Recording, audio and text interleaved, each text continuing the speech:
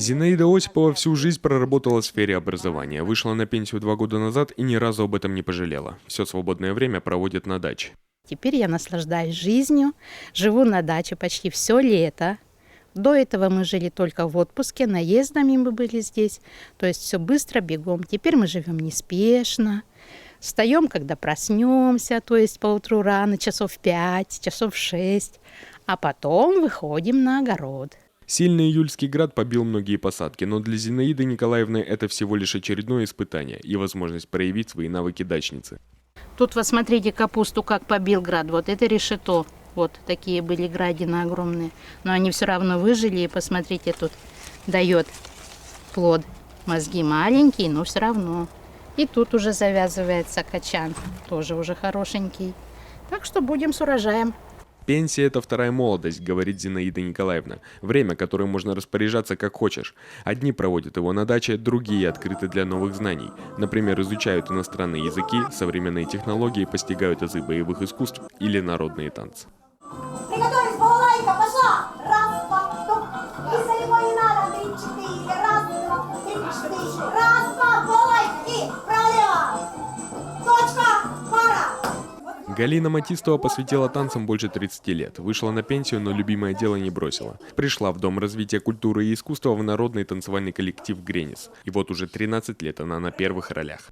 Этот коллектив мне ужасно нравится. Почему? Потому что здесь атмосфера прекрасная.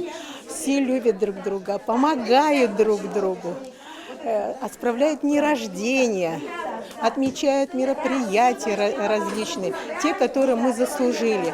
Нам присваивают разные звания, степени. Поэтому я и пришла сюда, в этот коллектив. Хореографы на пенсии, танцоры с многолетним опытом и новички. Здесь они вновь чувствуют себя молодыми. И танцы для них не только удовольствие, но и способ укрепить свое здоровье. Скручивающая змея. Поехали в левую сторону все, поехали. Выдох пошел. Спортивные тренировки 3 раза в неделю. Глядя на ловкость пенсионеров, удивляешься, не каждый молодой с этим справится. А иногда такие занятия больше напоминают настоящую медитацию, чем обычную зарядку. У нас разминочный комплекс, то, что мы вот делали, растяжки и планку.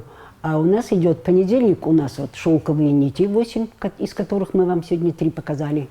Это испугать противника, там, значит, достать лодыжки, 2 мы показали.